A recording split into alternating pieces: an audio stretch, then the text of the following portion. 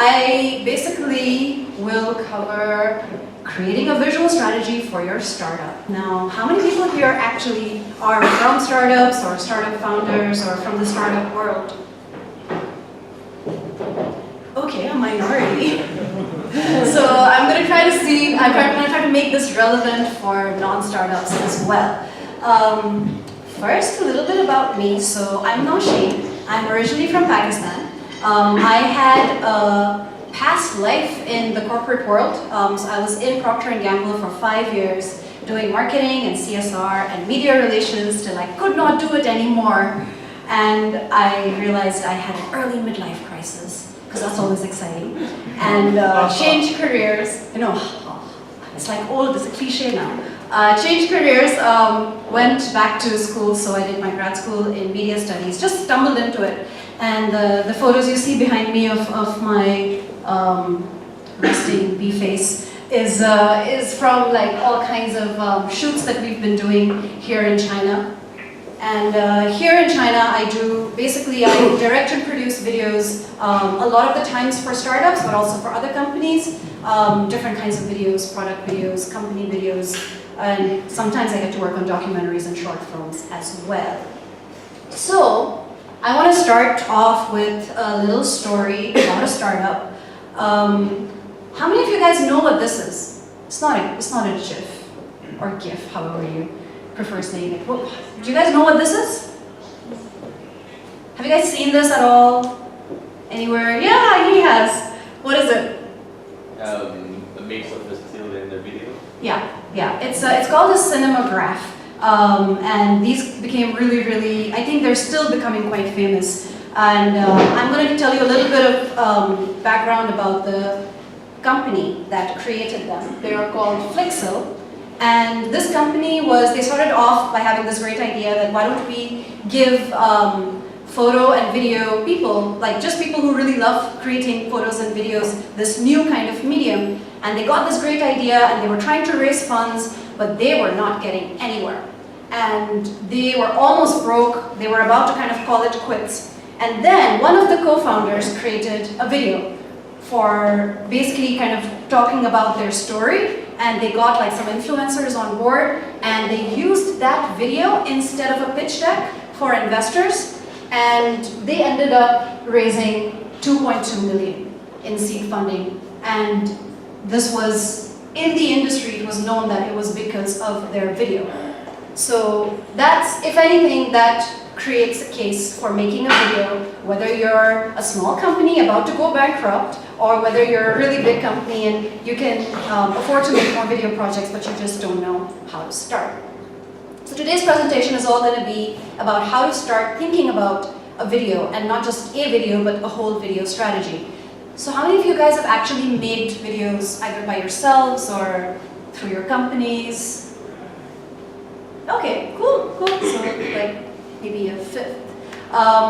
Cool. So we're going to be going into some basics. Oh yeah, this is a nice quote from the co-founder. So he says, when a pitch deck made the rounds, investors looked at it for less than 4 minutes. So even though the video is longer, they made an 8-minute documentary. And usually we're like, 8 minutes is a really long time. But if the story is well told, they're going to engage and spend 8 minutes of their time. And the co-founder firmly believes that it's because of their video and because they were able to show their story instead of just showing it on a boring pitch deck.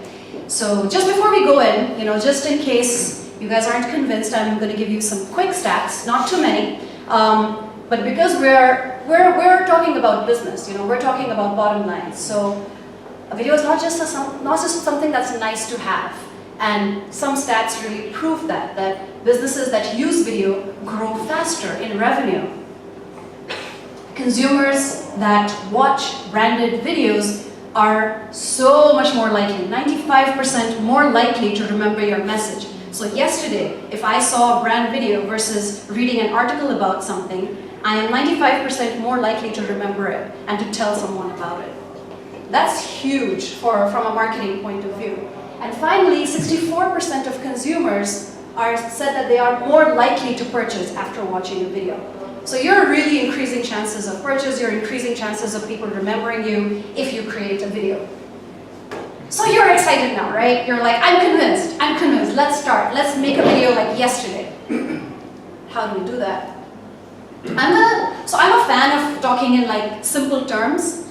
So you're gonna see a lot of simple words here, but they do kind of encompass more complex topics. So for me, making a video is I can explain it in a really simple way. It's just about two things. It's about what do you want to say and how do you want to visualize it. So your brand message, which we're going to talk about in a little bit, and how you actually want to visualize the brand message. And there are two key decisions that you need to make before even like touching a camera or hiring a video team or thinking about actors or models or anything.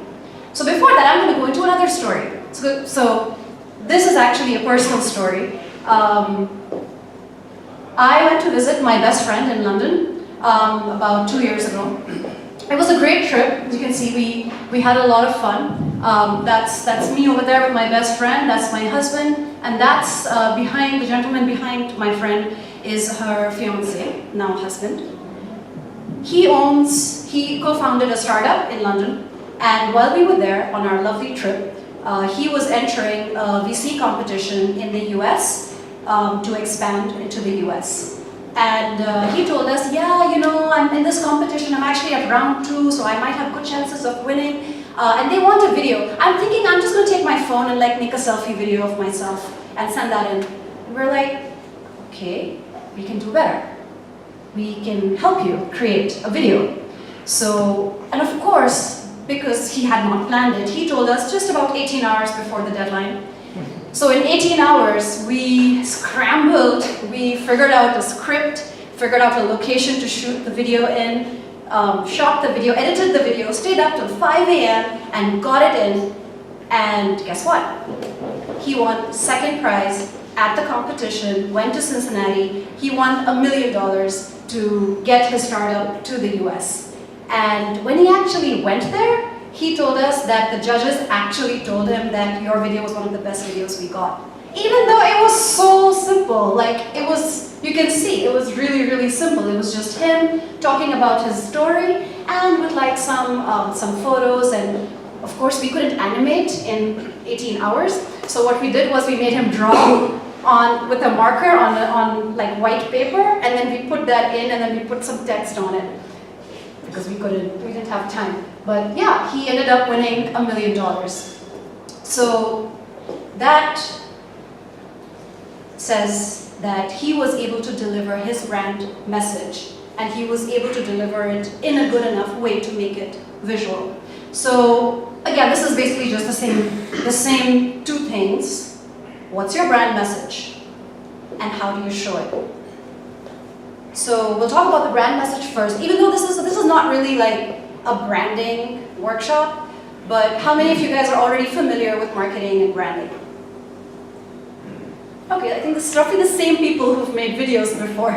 So good. I was hoping for that, because a lot of times it's not really possible to talk about a video without talking about the marketing side.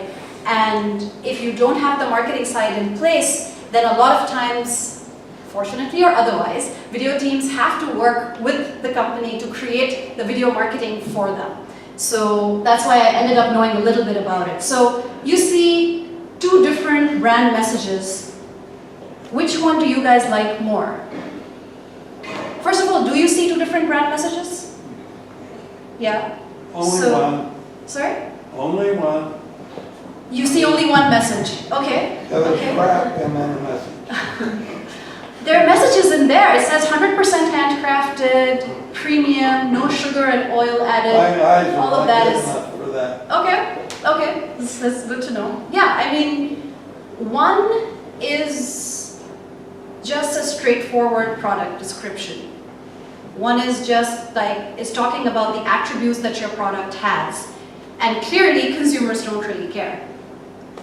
Some consumers might really care. Maybe the guys who really want handcrafted peanut butter, the ones who really don't want sugar.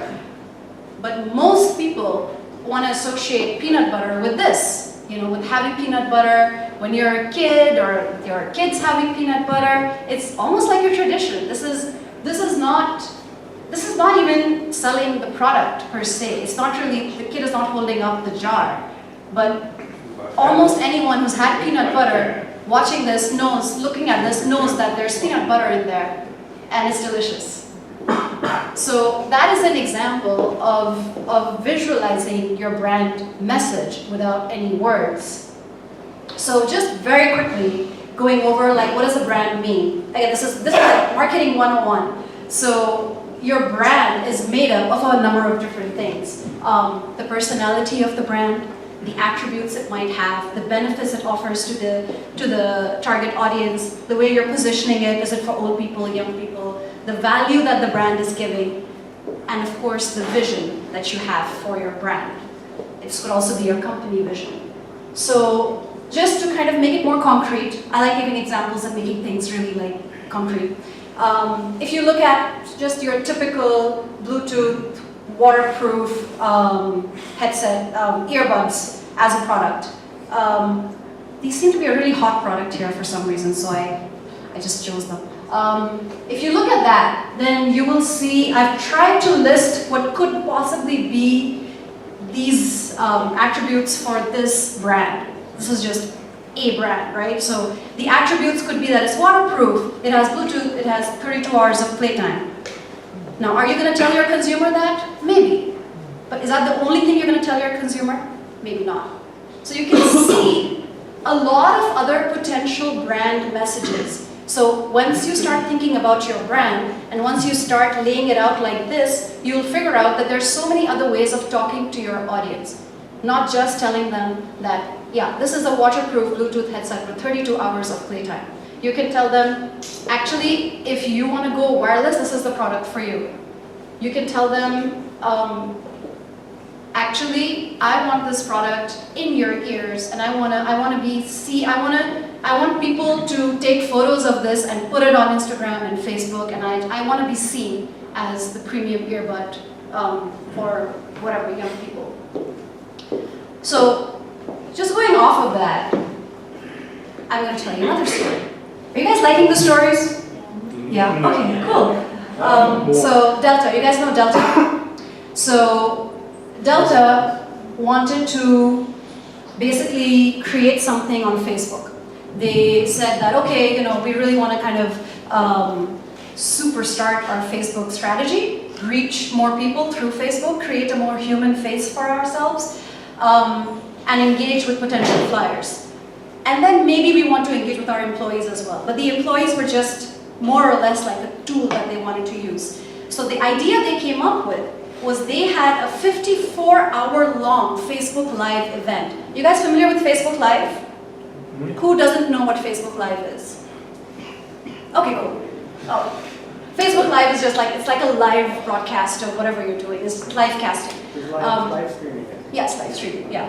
So a 54-hour-long event is not something that happens every day. And what they did was they thanked every single one of their 80,000 employees by name on Facebook. And this got really, really big. And of course, they didn't do it in a boring way. They got celebrities to take the names of their employees. They got their CEOs and their VPs and their managing directors, like everyone basically, in that video during the 54 hours. Created a lot of buzz, and they delivered some great results. They were able to create like more than 3 million impressions and really created a huge fan base. They got more than 80,000 visits to their website in 2 days. So that's huge. What's an impression in this case? Impression would be like a device that is receiving the broadcast. So that's why it's not really a number of people, but it could be close to it. So what was their brand message? Guesses. It can be wild guess. We care. Sorry? Like, we care. Like, we care. Yeah, we're a really caring company. If we care about our employees this much, can you imagine how much we care about our paying customers? And that would be the message that they gave without even saying it, because they created a video that was so on brand. So, now that we've talked about marketing, let's get that out of the way. Now you guys should all know exactly what what your brand is about or what message you want to give. But now how do you show it? Okay, so you have a message. You know, my Bluetooth earbud is the earbud that I want celebrities to use. How do you do it? Again, I've really simplified the process, but each part of the process actually entails a lot of other steps. But we could like talk through it. So part one is always listening to your audience.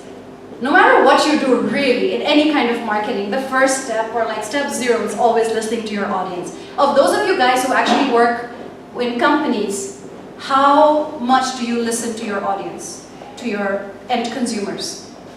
Do you? Do you listen to your end consumers? Do you have like Google Alerts set for that? Do you have? Are you watching like engagement on your social media? If you aren't, then you just have to. For your marketing overall, but definitely for your video. Because what you do then is then you identify their habits and their pain points and their interests. And then you generate insights based on that. How many people here have run Indiegogo or Kickstarter campaigns? So when you guys ran the campaigns, did you ever go and check what people were saying on other pages in the comments?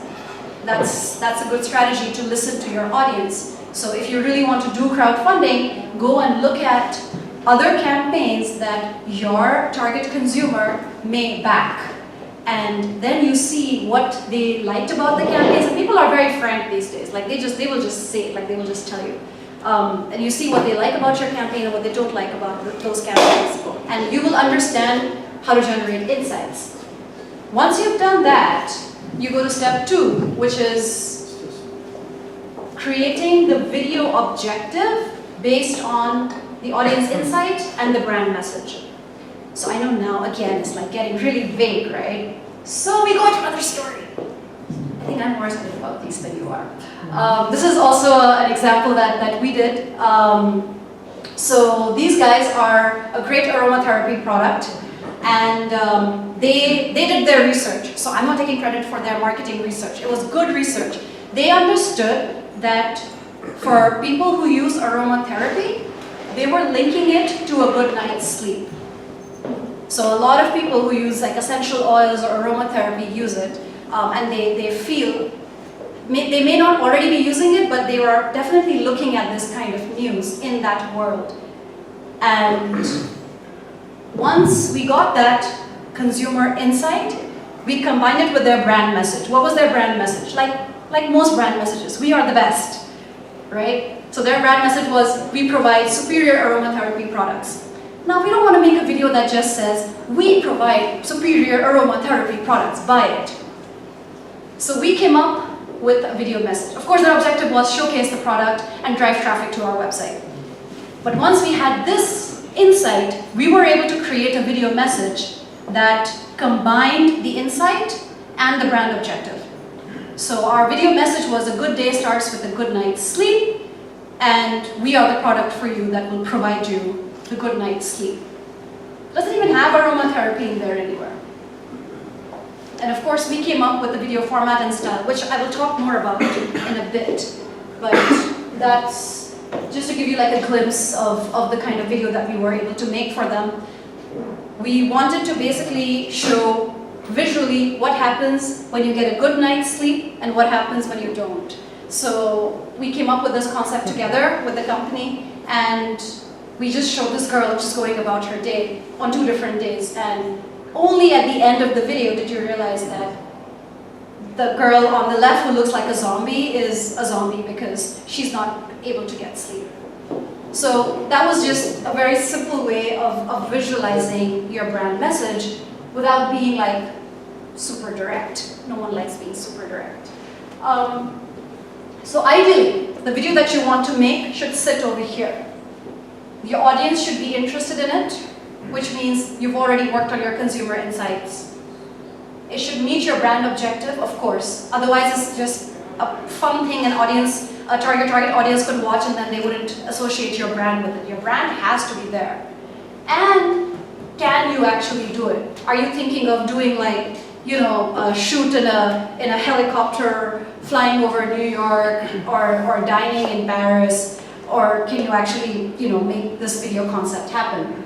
So again, we're connecting back to sales, because something I really wanted to underline here was that videos lead to sales, and how. This actually is, we're going to go into what kind of video formats you can use at different stages of your sales funnel. So, how many of you guys have done sales? I have. So you guys are super familiar with this funnel, right? You've seen this funnel. So I'm going to basically equate like what kind of video content you can make at each stage of the funnel. But before we go into that, how many, like, if you guys could just throw out some terms at me, what kind of videos do you think companies can make? Branding videos? Branding videos, sure. Product videos? Product videos. Viral videos? Firework videos? Viral videos? Sure. Customers review. Customer reviews, yeah. Yeah, cool. Those are definitely some of the types. Sorry? Instructions. Instructions, yeah, tutorials. Cool. Very cool. So those are definitely at different stages of the sales funnel. So right at the awareness stage, which is where you literally just want to build awareness for your brand, but also for the problems that you might be solving, you use explainer videos, educational videos, vlogs, and brand videos. So these are just some examples that I'll let play in the background so that you guys have, again, a more concrete idea of what these videos entail. A lot of explainer videos, that's the one for Pinterest actually, officially. A lot of explainer videos are like these cute little 2D animations that are explaining like overall what the brand does. Doesn't go into a lot of detail generally. A lot of brands are doing this now actually. And this is something that a lot of people here don't believe in. So you can see this is actually sponsored by HubSpot, but the title of the video is How to Increase Your Facebook Reach and Outsmart the Algorithm. The title of the video is not, you know, we are HubSpot, or how does HubSpot do this? No, they've literally identified something that their audience are going to be interested in, their direct audience, and they've made a how-to video. This is a brilliant strategy, and all the best brands are doing this now. And then, of course, there's your vlog, which again, a lot of people are doing. So this guy was, I believe, like an ex-Facebook, ex-Microsoft employee, and he started off his own web series. Of course, if you're going to do a vlog, you have to also be comfortable being in front of the camera, because otherwise it gets super painful. So this is not for everyone, but for this guy, look at him. He's the CEO of a startup, and he wants to project this image. That's super brave. And he's getting fans. He's getting engagement, and I bet he's getting investment. Because that's his personality, and he's comfortable enough to show it like that. You don't have to, even if you're doing a vlog, you can do a formal one. But I just want to show this example as a kind of an extreme example of doing content. And this is again just at the very beginning awareness building stage. This is the stage where you want people to discover you. And these are the ways they're going to be discovering you. Especially these two. Especially these two, because they provide entertainment value. And I've left this one blank intentionally because I want to do another story. Have you guys heard of Skillshare? Skillshare? No. Skillshare is, it's I guess maybe a 4 or 5-year-old startup now. And their idea is really simple. It's enabling people to give or take online classes. So you can register on the platform as a teacher or as a student. It's not a revolutionary idea, right? We've seen this before. But they created a video and they got 10 million funding. And they did, and now they're post B, whatever that is, post B series. How did they do it? They definitely didn't say, we are an online platform doing classes, join us, become a teacher. What they did was that they created this really great video that's going to play any second. No, it's not. Now it's going to play any second. They created this wonderful video that actually talked about what you can do if you teach someone. Whoops. Oh no, so I got it to the fingers. It's okay. You get the feeling. This is, can you imagine? This is for a platform for giving classes. And it's just about the emotions. To learn is to live. Remember the last time you learned something. Remember the last time you taught something. It all starts with a question. It's okay. I don't think it's connected. No, it's not.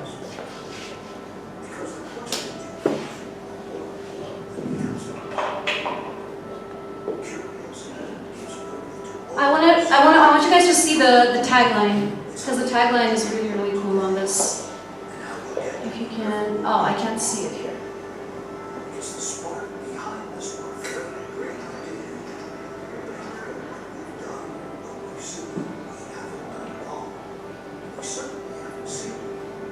And you see how subtly they're showing their audience. They're showing regular people. They're saying you can be a teacher, it doesn't matter what you do. You don't have to be a university professor to sign up on our platform.